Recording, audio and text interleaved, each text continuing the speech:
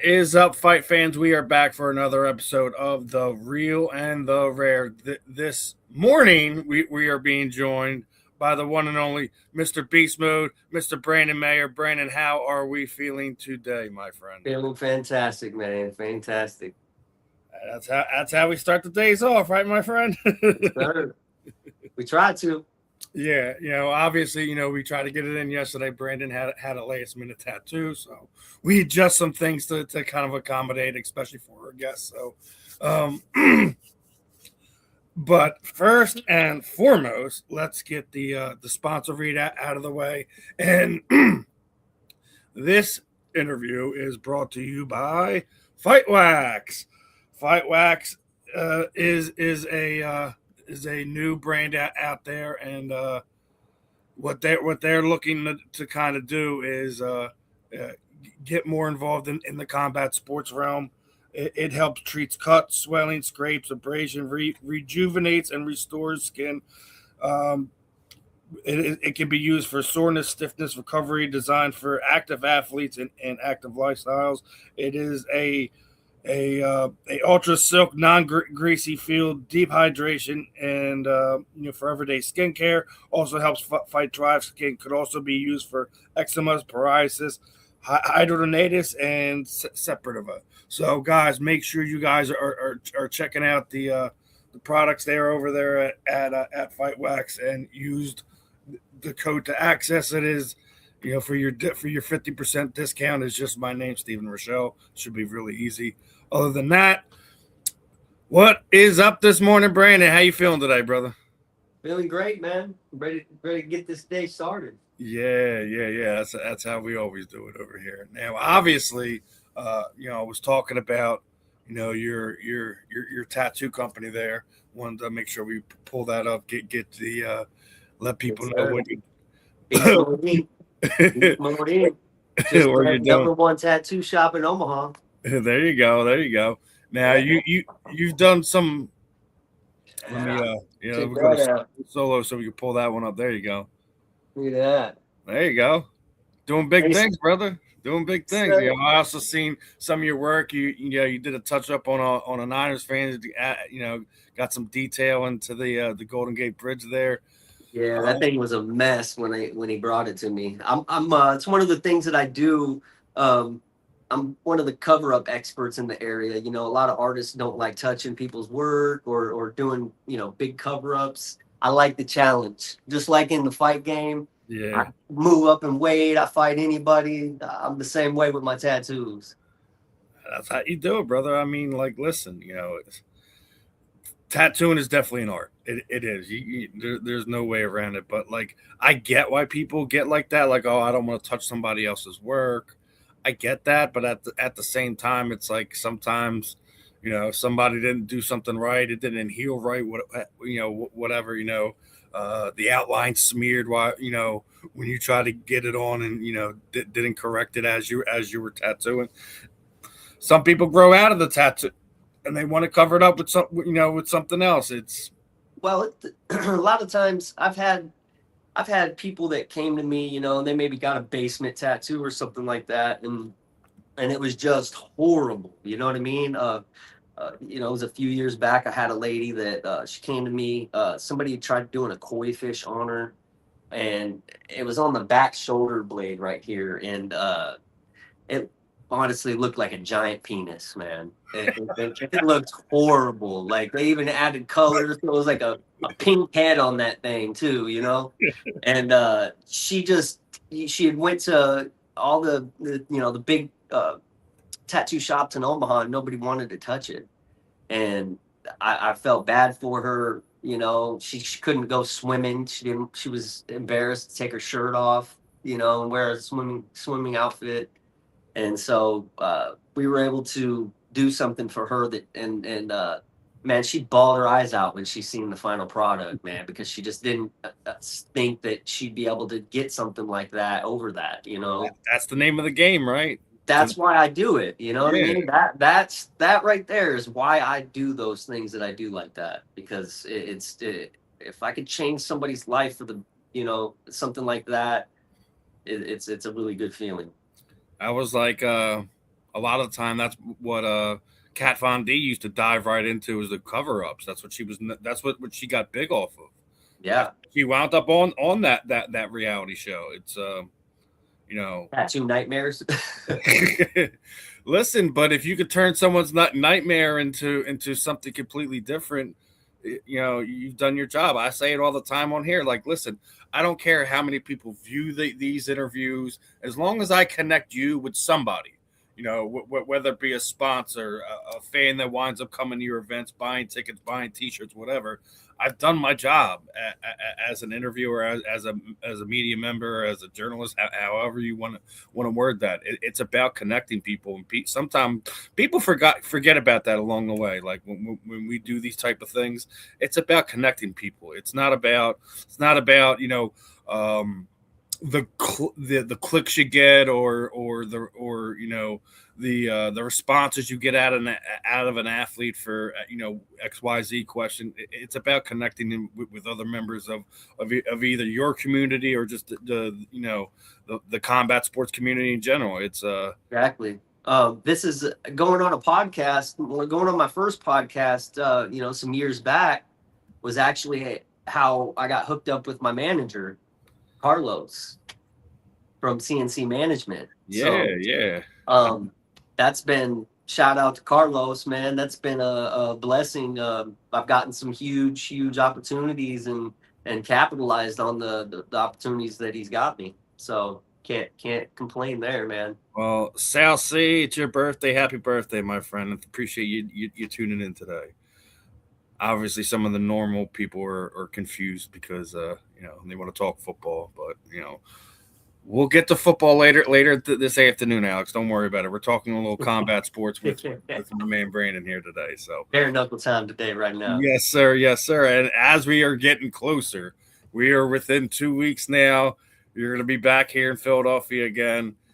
It is a big fight card this time. The first one, the last one, Knucklemainia 5, was pretty big, but this one is even bigger. You got the Rothwell Orlovsky rematch. This time in bare knuckles, should be fun. You got Yoel Romero and Lorenzo Hunt, should be absolutely amazing. It's a stacked card, man. Bonner and Soto too. Your fight's even a rematch too. Yeah. Yeah, the last one broke the records. Knucklemainia 5 broke the combat sports record for a fight in Philadelphia. Not just bare knuckle, but any combat sport. I've been to both of the UFC 101, UFC 133 cards in that arena, and listen, it was a different energy, dude. Like I said, I was there for the UFC fights. I've been in there for hockey. I've been in there for hockey games. I've been in there for Sixers game. It was just a different energy. Different level, man. The night before the weigh-ins, when we first got into town, I wanted to see the arena, so I went to a 76ers game.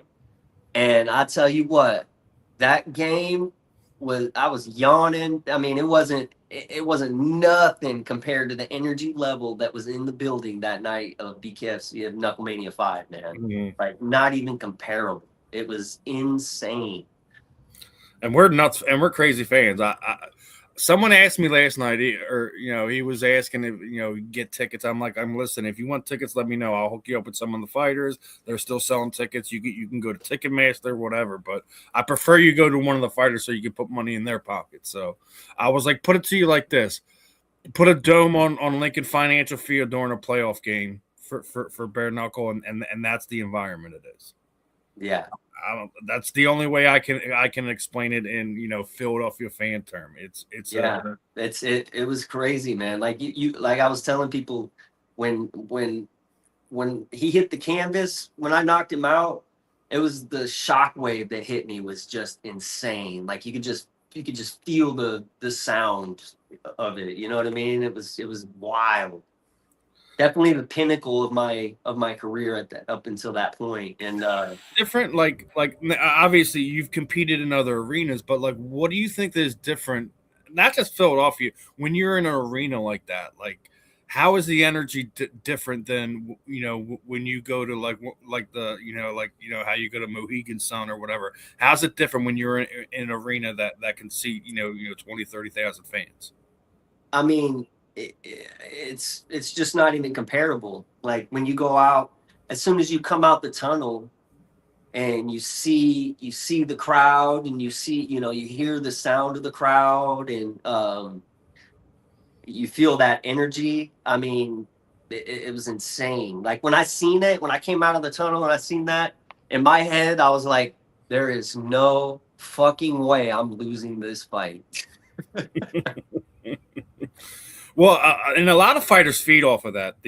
Oh yeah, That energy. I'm an emotional fighter. I feed off energy, and I feed off the whole lead up to the fight, the weigh-ins, getting in his face, sizing him up. All of that plays into everything. You know what I mean? And so um, I'm one of those guys that I love going into enemy territory and spoiling the crowd. When the odds are stacked against me, I think that's when I fight at my best. Hey man, like listen, we got a handful of guys that are looking to spoil the hometown kids party, so to speak, when we get over here on February 7th. And it's going to be a fun card. Obviously, Johnny Garbarino is going to be on the card. Pat Brady's going to be back on the card. Lex Ludlow is going to be on the card. You got a bunch of Philly guys in there. Like I know, obviously Eddie was the headliner last time against Jeremy Stevens, and that was another thing that kind of threw me off. It was like it took me back to like when the Flyers and the Devils were huge rivals during the Legion of Doom era, and you're just hearing the F Steven chants was just something else. It's a different feel in there. So it's fun. I'm really looking forward to this card. I was fortunate enough to be able to have media credentials for the last one. It looks like I'm gonna be doing it again. So uh, hopefully we can catch up with you and get some interviews for Bare Knuckle News afterwards after another victory. Because like you said, we're running this one back apparently. What what Uh, what made you decide to accept this? I mean, obviously, it was a clear cut, clean win. I mean, has he gone on? Like, I haven't really like gone deep down into it. Has he gone on a run, or is it just that he want to run it back? I I mean, I think he had one boxing match in between there. He fought a boxer that was like a losing record. I fought a world champion in between there, so I think um, it was different. I fought a world champion bare knuckle fighter, in between then at a higher weight class that dropped down to 155 from his first bare knuckle fight. Mm-hmm. And also, when I fought him, I wasn't. I took the fight on like a week's notice. I was coming off a couple injuries.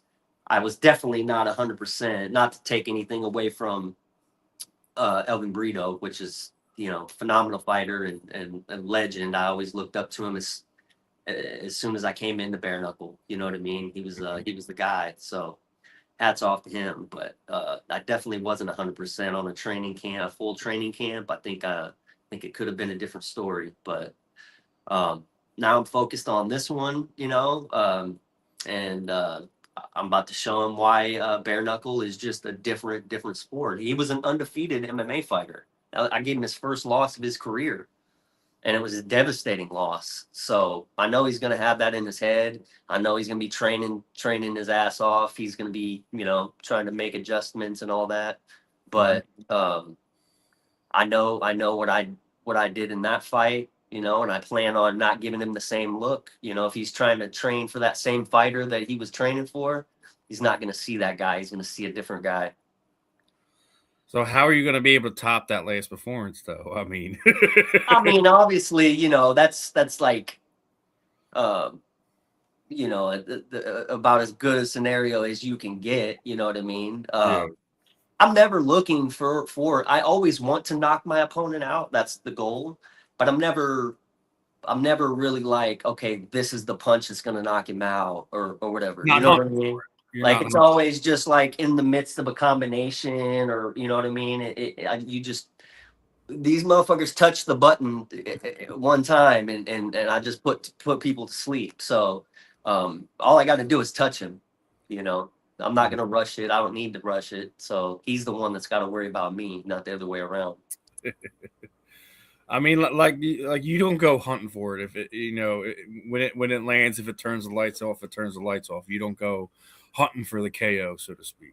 Listen, in my career, across my MMA career and everything, um, I've only got one decision win. Every one of my wins is a finish. Besides that one decision, that was Fames down in Miami, and he got saved by the bell in the first round, so he kind of lucked out. But I finish fools. That's what I do. That's what I train to do. I ain't trying to come out there and play patty cake. You know what I mean? I know, I know if I touch somebody, they're going to sleep. So it's just letting my skills take over, and letting it happen in there. Yeah, I mean, it's it's one of the fun things about it. I mean, you guys go through these camps and you get to see, how you've grown as a fighter or what you need to get better at, work on X, Y, and Z. So it's an interesting thing when we see some of these fights get run back. So I'm gonna be, like I said, I'm gonna be looking forward to this.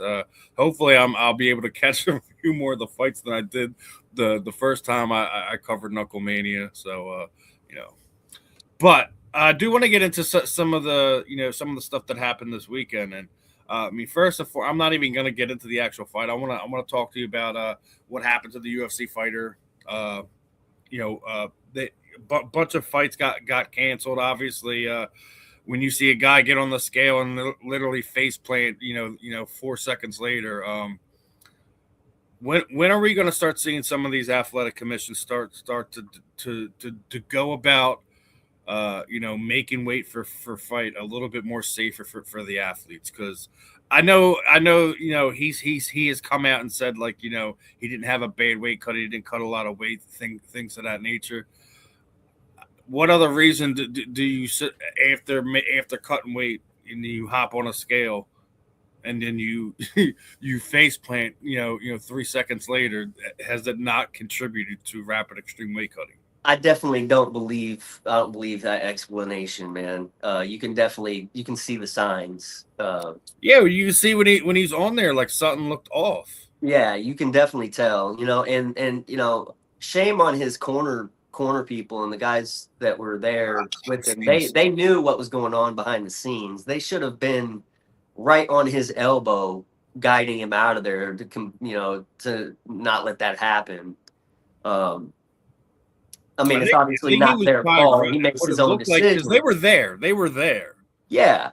But like, I wonder if he was rushing off so he can go sit down, because he was probably feeling like the walls closing in on him, so to speak. But like, it's one of the things I talk about a lot. I think um, the athletic commissions as a whole across all 50 states, that we need to do a better job than the day before weigh-in. But there has to be some way to go about it. Whether you do weight checks throughout the training camp and you can't go above a certain poundage or whatever the case may be. I don't think having these fighters.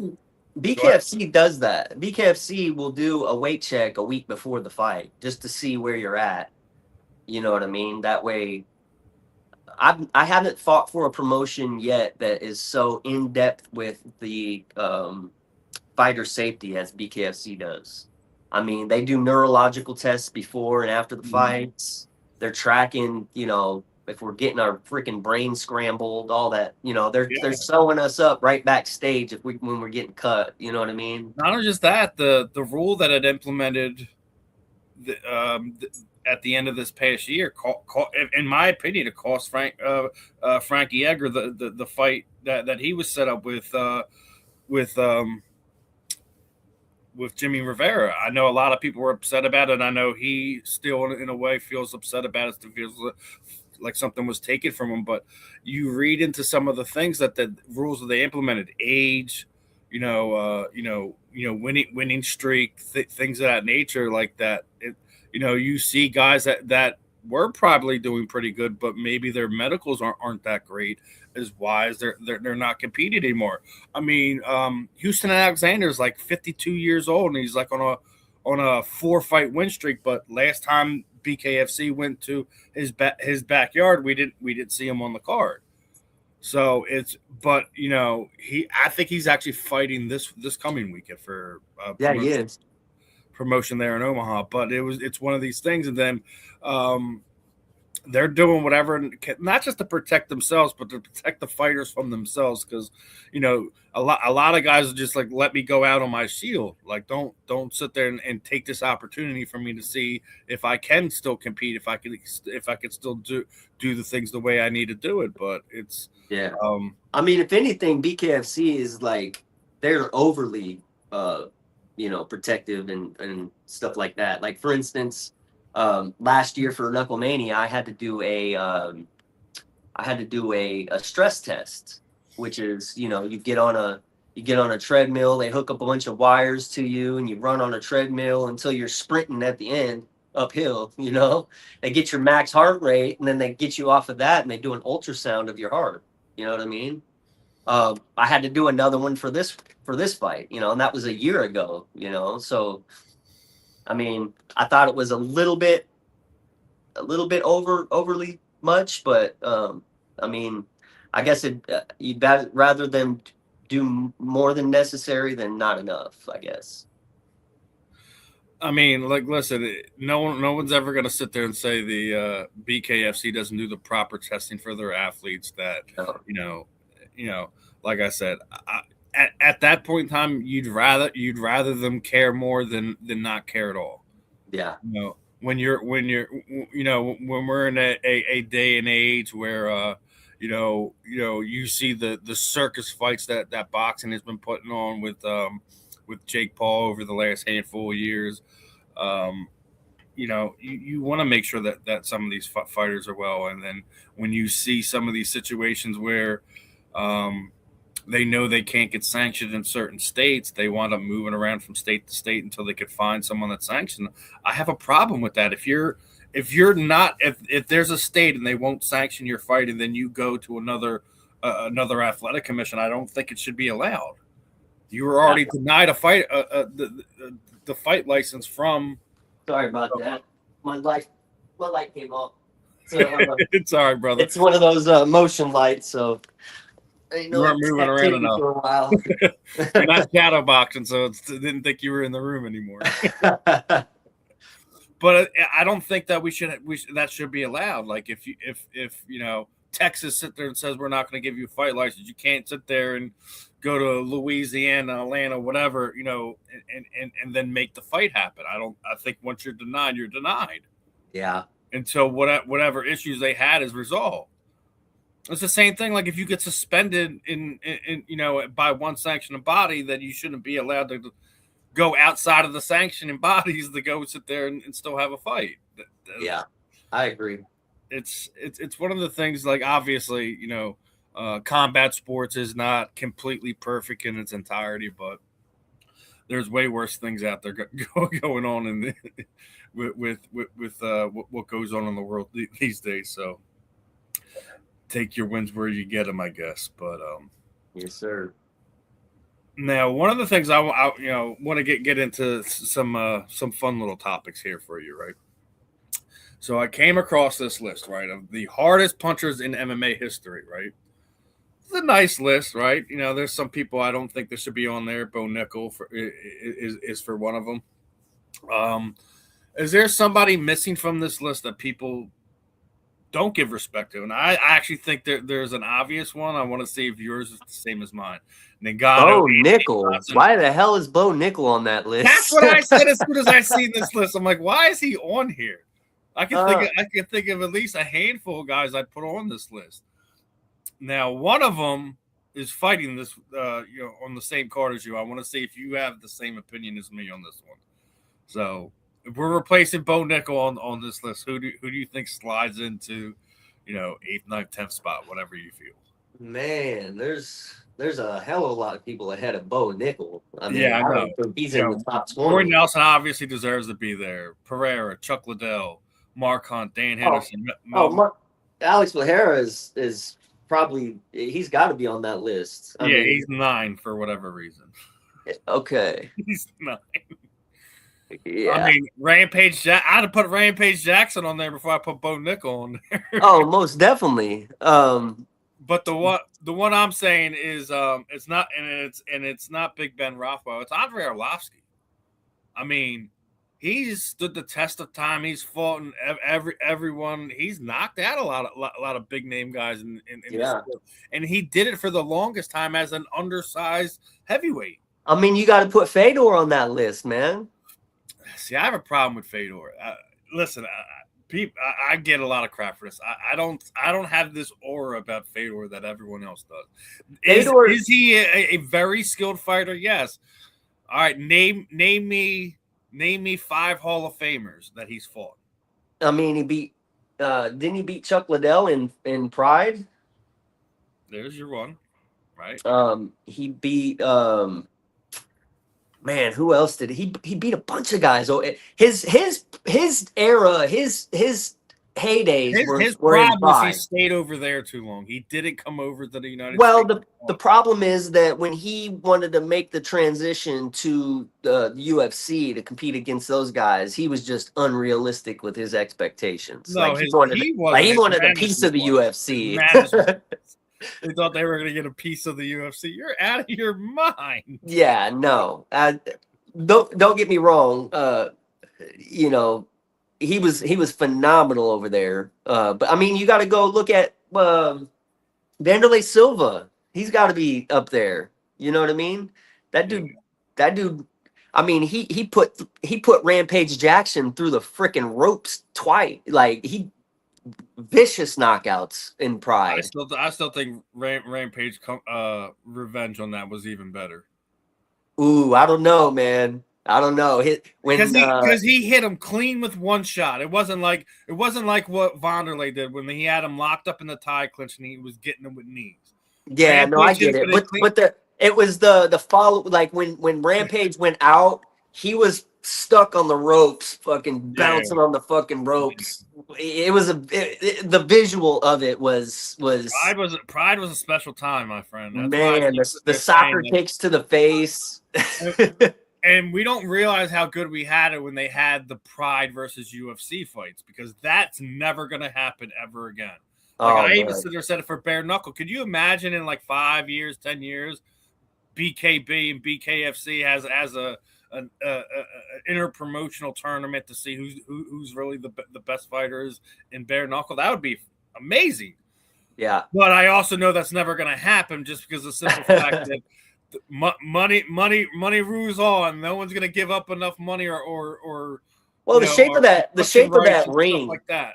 The shape of the ring has a lot to do with a fight too, and skill sets and everything too. So yeah, I mean, if a guy's used to using his footwork to create angles and set up shots and stuff like that, it's a little bit harder to do on that trigon. You got to you got to that's kind of like rock'em sock'em robot shit over there. Yeah, and that's why I actually think the Travis Thompson and Josh Oxidon fight's pretty interesting. Yeah. So, I mean, a lot of interesting things there. A lot of interesting things, right? So, I think we both agree Bo Nickel has no place on that list. I don't know who wrote that list up, but they need to put the reefer down. Put the reefer down and rethink that one, right? So, next one is an interesting one. Who is the greatest fighter in MMA history to never hold a major world championship? It'd have to be Dan Henderson, man. I mean, he was both Pride and Strikeforce world champion. I don't think I'm talking about the UFC. Yeah. To never hold a belt, period. Ever? Yeah, like because I mean Uriah Faber was also a WEC champion. So yeah, why he's on this particular list? Then they have on this what Yoel Romero. I think what they're saying is a UFC belt. I think I thought it was crazy they put Josh Koscheck up there. I'm like, well, what? I'm like, Koss was an interesting guy. He had great wrestling. He had okay striking for a period of time, but I mean, you were never going to beat George St. Pierre. Let's be honest. No. Which is crazy because George St. Pierre was a Kyokushin karate fighter, man. That dude he didn't wrestle. Like, he wasn't known for a wrestler, but he ended up being one of the best wrestlers in MMA ever. All because Matt Hughes beat the brakes off of him. Yeah.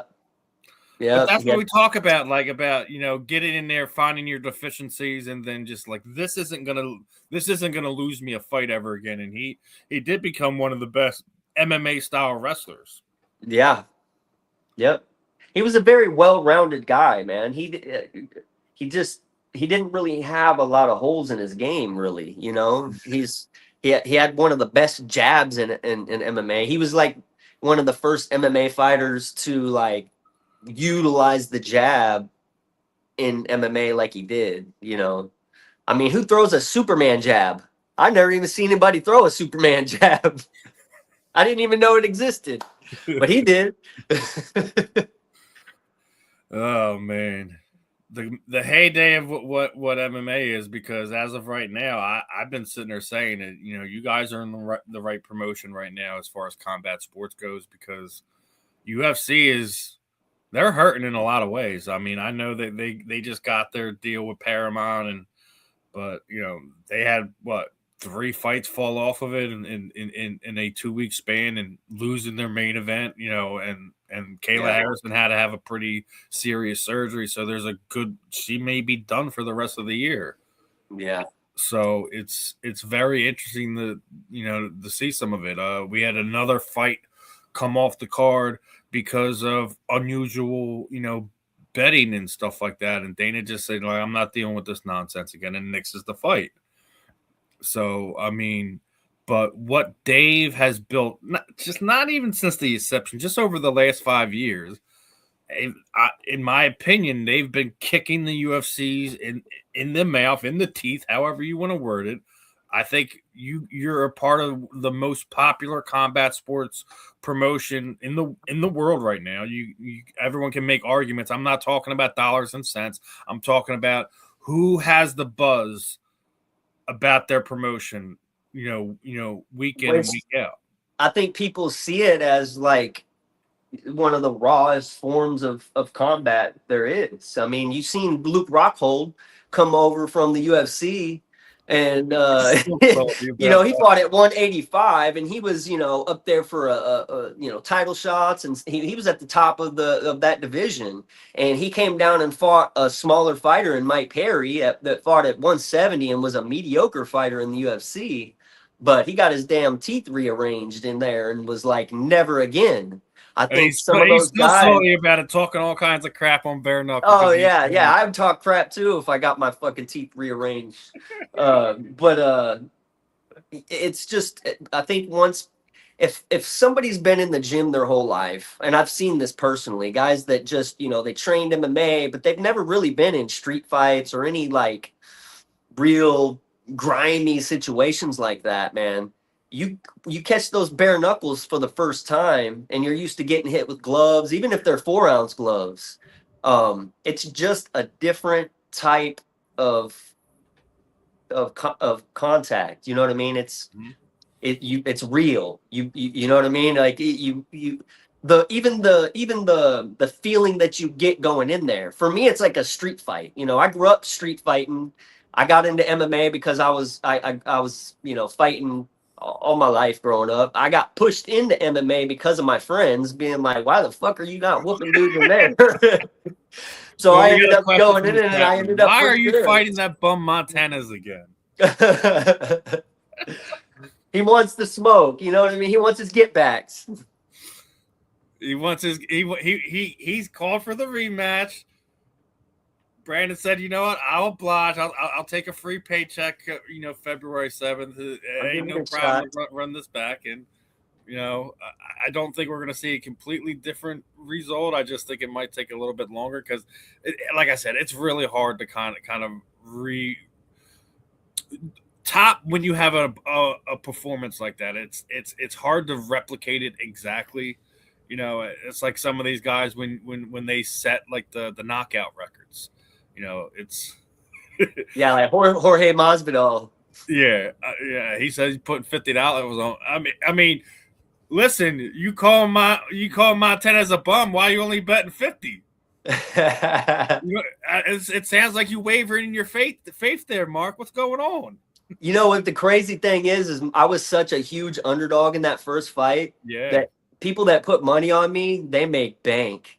that's what I'm saying. Like, I'm curious to see what the odds are this time. I don't never bet or anything like that, but oh, I'm um, terrible, dude. Anytime, I think I know what's going on in this sport, I'm wrong. Like my daughter even said, like she's been a big Patty Pimblett fan, and she was like, oh, she's watched enough MMA with me to know like how styles play out, and she was like, I knew he was going to lose by decision when he came to that fight. dude, I picked Justin Gaethje hands down to win that fight just because and A lot he of the didn't stuff that was going and around. honestly he didn't even fight a great fight as far as Justin Gaethje's level of the Yeah, way he fights.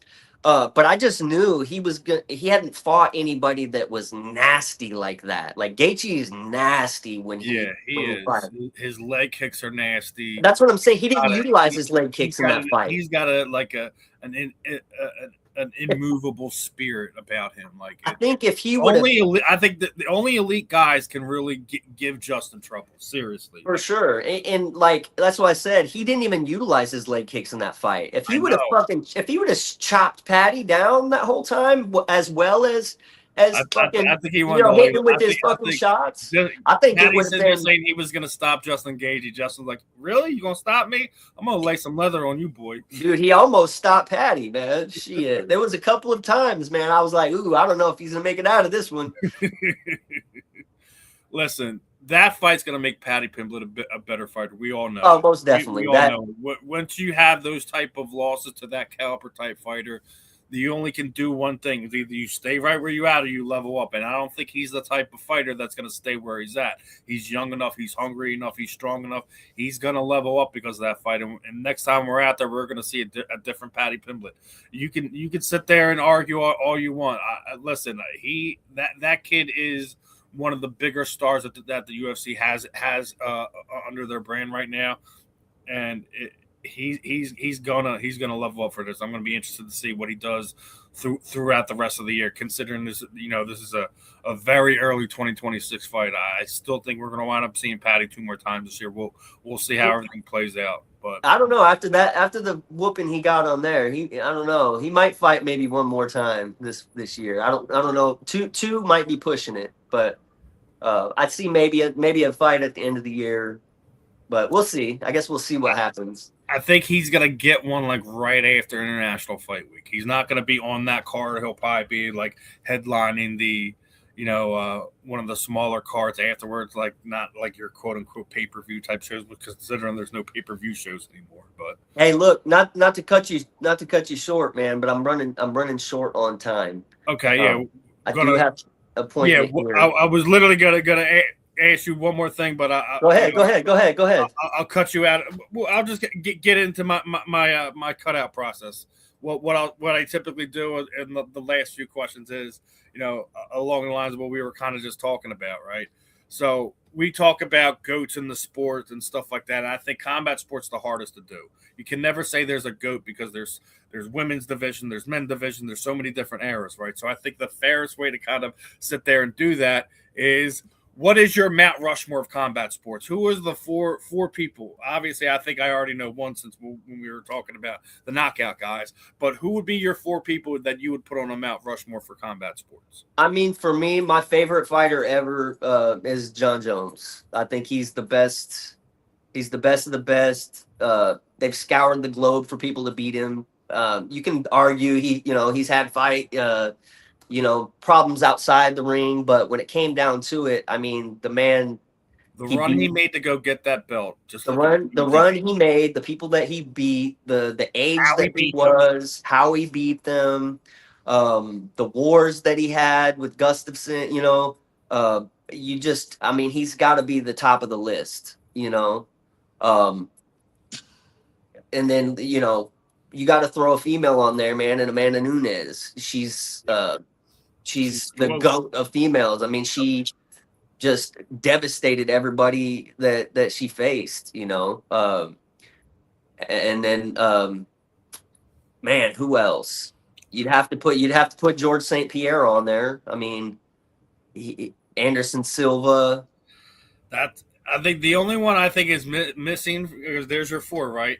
Yeah. It's Mighty Mouse. I mean, he doesn't get the Oh love. yeah, man, it's He hard. You doesn't get got the you love, got and Mighty there Mouse will be too. no lower weight classes if there's not a Demetrius Mighty Mouse Johnson. Exactly. And who's going to be inducted into the He's Hall of right there to me. He's right there with Anderson Silva. Yeah. Like he's him and Anderson had the bigger name and was more well known, you know, because of lighter weight classes just didn't get as much notoriety. But yeah, I mean, Mighty The other Mouse one is did things Dominic that Cruz. He just got inducted into the Hall, basically, and they announced his induction into the UFC Hall of Fame last night. Yeah. Yeah. No. Saturday night. I said last night. Missing my days up here. But, I mean, it's really hard to sit there and go over. You can't say there's a GOAT in combat sports because, like, we just named off 6 different guys. Yeah, it's tough. It's tough. It is, man. But the thing is John Jones has never been beaten. That's why he has to be the GOAT. You get what I'm saying? That's why he has to be. Yeah, but everyone's going to talk, oh, he is, They can talk all they want, but they can talk all they want, but the results speak for themselves. You know what I mean? And he's at a point in his career, he's beat the best of the best, moved up to the heavyweight and beat the guy they thought was the guy there. And I mean, they can talk all they want, but results speak for themselves. Yeah, he's at a point now where he can he has a right to pick his fights and pick money fights and do what the fuck he wants. So he can throw those middle fingers up. I already said it for haters. I'm like, as soon as they put it out that Aspinall was going to be the guy, I was like, if Alex Pereira didn't lose his last fight at when he moved up, that's the fight they were going to make. That's the fight they've been trying to make. That's the fight that John wanted. It was going to be a legacy-worthy fight. But the fact that he lost kind of ruined that, and then it put Tom Aspinall in there, and then we already know what's been going on. I guarantee. I don't know. I can't. Not something that I can guarantee, but skill-wise, skill set, he would have beat Tom Aspinall's ass. Yeah, but like I said, it didn't do anything for him. And that's why what I'm saying. They weren't going to give him, a huge payday. Or they should have just made the Alex Pereira fight regardless of the loss. Super fight. Yeah. Yep. That would have been the fight. Obviously, I know we're up against it for you, but big fight for you. Obviously, Knucklemainia 6. You get the run it back. What I typically do here at the end is kind of throw the proverbial microphone over you. And when you like to thank training partners, teammates, shoot out your social media sites, any sponsors you have, any parting shots for the listeners today. The time is yours, my friend. Yes, sir. Go ahead and follow me on Instagram, Brandon Beast Mode Meyer.